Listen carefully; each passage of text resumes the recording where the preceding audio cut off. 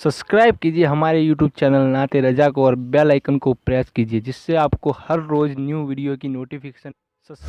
हिंदुस्तान में एक बहुत बड़ी हस्ती है, सैयदुल मुवहिदीन फिल हिंद, मतलब हिंदुस्तान के तौहीद के मानने वालों का अपने जमाने का सरदार, सैयदुल मुवहिदीन फिल हिंद, मुजद्दिद आजम, शहजादे फारूक आजम, सैयदी शेख अहमद सरहिंदी फारूकी मुजद्दिद अल-फसानी। 1000वीं सदी का मुजद्दिद है। कैसा मुजद्दिद होगा? जिसने अकबरी फितने को धूल चटाई, वो मुजद्दिद अल-फसानी।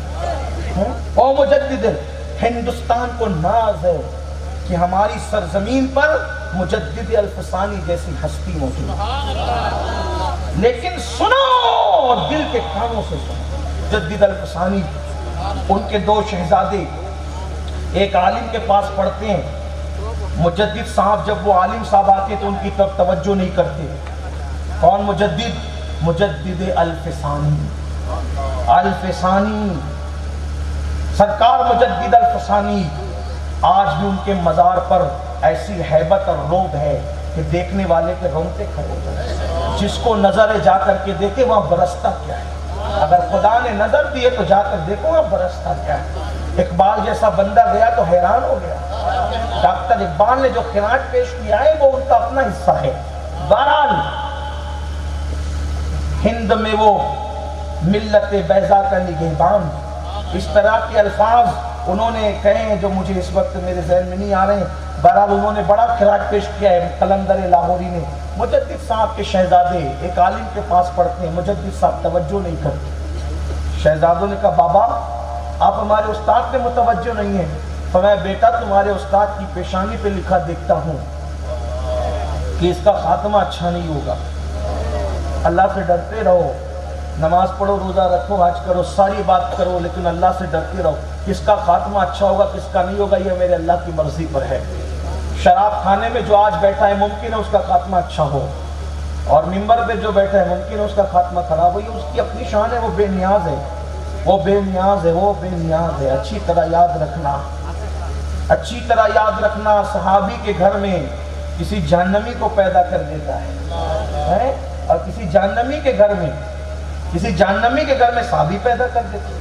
सहाबी के घर में जहन्नमी पैदा हो रहा है, जहन्नमी के घर में सहाबी पैदा हो रहा है।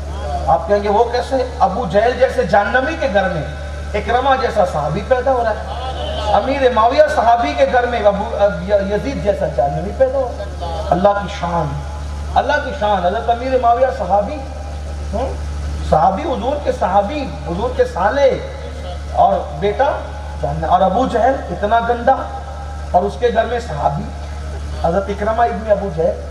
ये अल्लाह की शान है। ईमान पे खात्मे के लिए डरते रहा करो। फर्ज कर रहा था, मुजद्दिद साहब ने कहा तुम्हारा उस्ताद खैर से महरूम। शहजादों ने कहा, बाबा आप जैसा बाबा जिसका हो उसका उस्ताद भी खैर से महरूम।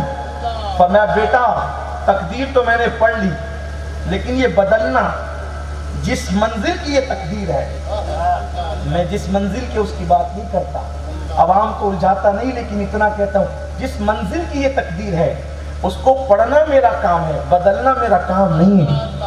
कहीं फिर इसको कौन बदलेगा? कहीं इसको कोई बदल सकता है तो शेख अब्दुल कादिर जिलानी बदल सकता है। ये काम उन्हीं का है, ये काम उन्हीं का है, वो ये काम कर सकते हैं। अल्लाह अकबर। अस्कर फरमाते हैं मैं अर्ज करूंगा उनसे, मैं उनसे अर्ज करूंगा, अगर वो तवज्जो करे तो तुम्हारे उस्ताद का काम बन सकता है। अब मुजद्दिद साहब है कब के? 1000वीं सदी के। गौस पाक को विसाल फरमाए कितने साल हो गए? 500 साल। 500 साल हो गए। और मुजद्दिद साहब है कहाँ रहते? हिंदुस्तान के सरहिंद में। गौस पाक का मजार कहाँ है? बगदाद में।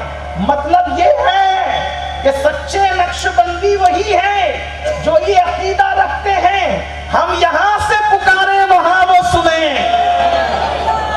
हाँ, वरना मुजद्दिद साहब का नाम लेकर अगर इल्मे गैब का इनकार करोगे तो मुजद्दिद साहब आपको पनाह नहीं देंगे। मुजद्दिद अल-फसानी